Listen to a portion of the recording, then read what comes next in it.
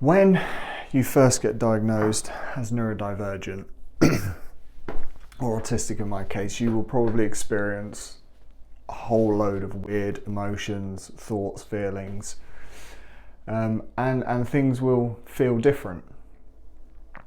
In a good way, hopefully. It's all been very positive to me. But the reason that I'm making this video is because there's a lot of common things out there that you will hear if you do research into what to expect after you get diagnosed. But there's a couple of things that I experienced that I didn't see written down or referenced anywhere. So I want to share those. Now, when I was talking to my therapist about this, about going through the diagnosis process, he kind of said, well, you know, it doesn't really change who you are. You still need to come to therapy. You still need to work on your relationship. You still need to, you know, work on you and, you know, whatever. I suppose, you know, anyone would do. Getting the diagnosis is not going to change any of that. It's not just going to sort of give you a magic ticket to, you know, all of a sudden know exactly who you're supposed to be and how you're supposed to navigate the world, or allow you to just get away with things. It just doesn't work like that in a professional environment. Not really. I mean, you can get adjustments, but not really. You still have to manage your own behaviour, right? So. So the message was really things will, nothing will really change. And whilst that is true, I am still exactly the same. Also, everything changes. Your entire identity changes. Who I think I am now completely changes. So. Yeah, it's very interesting. Right, so anyway, let me just go through this. So when I first got the phone call telling me I meet the criteria for a diagnosis, I just cried, right? It was just a bit of everything, I think, but mostly relief that it was just over. I could stop wondering about it every single day of my life, and being scared about the anticipation of getting a diagnosis, and also feeling sort of trapped in the way that I kind of self-diagnosed because it was helpful for me, but also I didn't want to openly self-diagnose. So I didn't want to really tell anyone that I think I have it because I didn't want to be judged. And it is really, a lot of complex feelings about all of that. So I just had this massive sense of relief. So that was the first thing, and then the other thing, and I think both of these are really common actually. But the other thing was the imposter syndrome. That was just so bad. Like, I had relief for like a couple of days, and then when I really started thinking about it, I realised I was struggling to accept it. Not because I didn't want the diagnosis, but because I didn't feel like I was worthy of it or something. I don't know. It was really weird. And I had a similar thing actually when I used to drink, and I clearly had an alcohol dependency problem. Yet I didn't think it was bad enough to qualify me to get help or anything like that, which is kind of weird, really. And I think I'd sort of had the same thing. It was, you know, other people struggle more than me. I was just. It was tough, because I spent about a year genuinely convinced that I had it, to then be told that I do, and feel like I can't have, was just the weirdest thing. I almost felt like I wasn't good enough, and I also thought that. Before I got the diagnosis, I thought that I would be really willing to be open about it and advocate for it and all of this, and I felt really positive, and I was like, if I get the diagnosis, everything will just become easier and better. And as soon as I got it, instantly became scared to tell anyone, because I felt like how I would do if I was self-diagnosing, and that they might turn around and say, well, no, you don't, you don't seem autistic, or you don't look autistic or whatever, and almost not believe it. And I thought, once I get the diagnosis, that won't matter anymore. But it did. I still just felt like I didn't want to tell anyone, because I didn't want to be judged, or I didn't want someone to think that I was, lying, or so a lot of feelings about that. And I think it's a lot better now, but it's still there a little bit, but I'm getting used to it. I think making these videos is of healing for me. It's making me accept myself.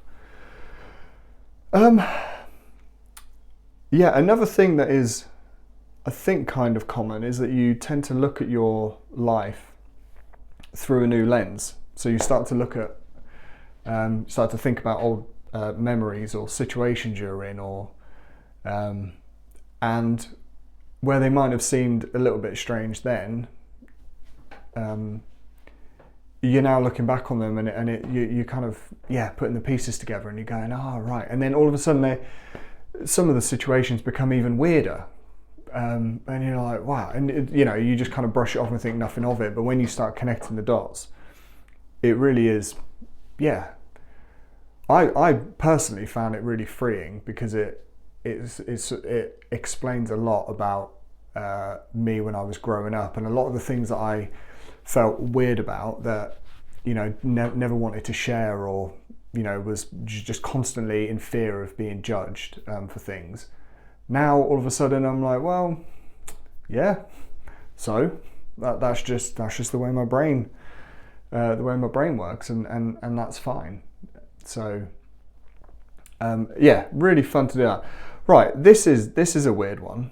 So this is something that I've never heard anyone else talk about, but I almost instantly became less self-centered, and a lot more compassionate for others.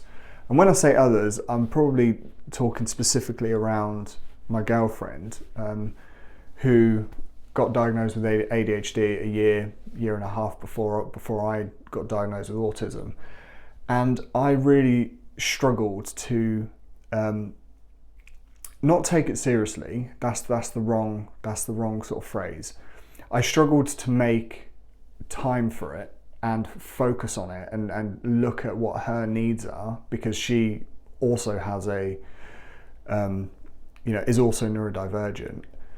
And I was just constantly focused on what I need, and my issues and my problems, and my brain works this way, therefore, I can't do this, and I really struggle with that. And so it was really hard, and it's not, and I didn't like it. It's just the reality. I had this self-centered point of view. When I got the diagnosis, though, that kind of lifted in a way, and it was almost like it was over, and I could stop thinking about it. I could stop worrying about it, and I just found space mentally to be able to focus on what my girlfriend needed, and it's like I've become a lot more compassionate, because now all of a sudden I've got a diagnosis that's written down that says, this is how my brain works, and these are the things that I struggle with. Therefore, it's easier for me to accept that and ask for help or adjustments in particular ways. And I think that made me realise that when my girlfriend got her diagnosis, I wasn't really doing that for her. I wasn't seeing it in the same way, where she has now got legitimate needs, and I wasn't sort of really open to that and going, oh, let me help you and support you with those. I hope that makes sense. Anyway, but so I did just feel instantly more compassionate, and open to other people who a neurodivergent and struggle with things, and it was almost like I could understand it more, even though nothing had really changed. So there's something happened there, and I can't really explain why. I can just explain that it did. Maybe that's something that I will figure out at some point. And then, okay, the last one. So this is another thing I don't really see a lot of other people talk about, but I became a lot more confident, a lot more comfortable in my own skin, less scared of judgment, and I guess it all comes down to self-acceptance. And yeah, I think it again goes into me feeling like I want to advocate, make these videos, I want to talk about it. And I just found it much easier to accept who I am. And I'm not really too sure how much there is to say about it. I think, you know, I've spent so much of my life being in fear of being judged for everything, absolutely everything, just things that I make up in my own head. And all of a sudden, I'm now sort of feeling like, so what, you know? And it genuinely just bothers me less. Things like, just as an example, if I get frustrated at work over something, or at people because of a certain situation, whatever it might be, I understand it's my responsibility to regulate my emotions. But whereas before I would feel a sense of shame or try to hide it, and you know, and I would ruminate for weeks and weeks and weeks about these situations. Now I can almost just sort of forgive myself in a way that's sort of not just like, you know, oh, I don't just like let myself misbehave because, you know, well, I can now. It's more just knowing that it's okay for me to feel these feelings, and in me accepting that and being okay with that, I usually feel them less strongly, I think. Yeah, I'm not sure that made sense. I hope it did. Anyway, I should probably end it there. But yeah, so I felt more confident, more compassion, looking at life with a new lens, loads of imposter syndrome. It's horrible, but loads of relief, which is not so horrible. So yeah, and there's probably loads of other things, but they're the main ones that I could think of. So yeah, hopefully that was helpful. Thanks.